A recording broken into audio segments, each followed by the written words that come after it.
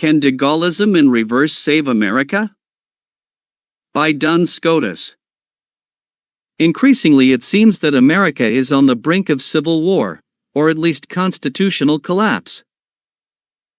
Right now, we are only a few months away from an election year in which the president is a frail and elderly old man with a dubious family background, faced by a challenger nearly as old, who seems mentally unhinged, and operating under the stress of what looks like a weaponized legal persecution.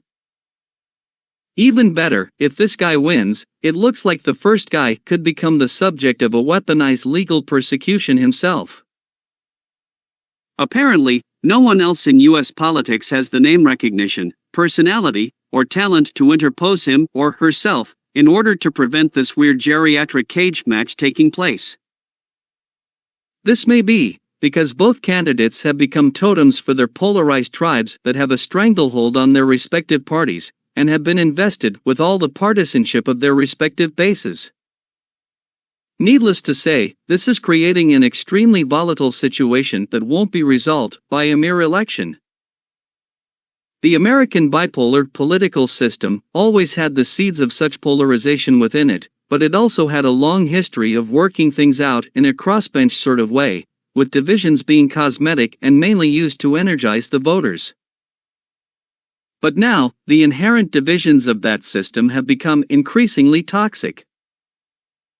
The main thing driving this appears to be the exaggerated power invested in the position of president.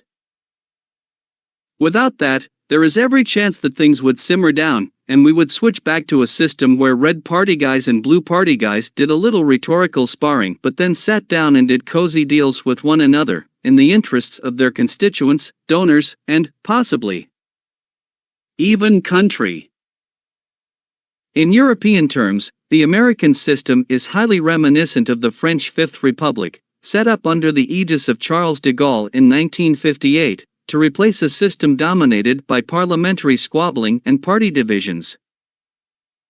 When this happened, France was in the throes of chaos and revolution caused by the pressures of unsuccessful colonial wars and the nation's reluctance to take its allotted place in the post-war international system designed by the Americans and the British.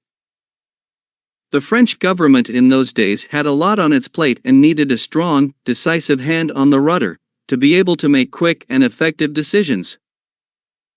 In the Olympian person of de Gaulle, they found somebody who could successfully navigate the ship of state between the Scylla and Charybdis of French politics. Since then, the French have seen no real need to change the system, because, unlike America, the French parliamentary system is multipolar instead of bipolar. This means that the president can have kingly presidential powers, without being associated too much with one side of the political seesaw, quite unlike modern America. If the switch to the First Republic was the answer to France's problems in 1958, isn't something like a reversal of this a suitable way to resolve the problems building up in the American political machine? Shouldn't America seek salvation in breaking away from the old Republican versus Democrat two-party system, while also weakening the overweening powers of the president, and instead place much of the executive role in the hands of relatively disposable prime ministers? Such ideas may sound radical, but if this American political shitshow keeps going on and getting worse and worse, then something will have to be done. History, remember, doesn't need to just move in one direction. De Gaullism in reverse could well save America.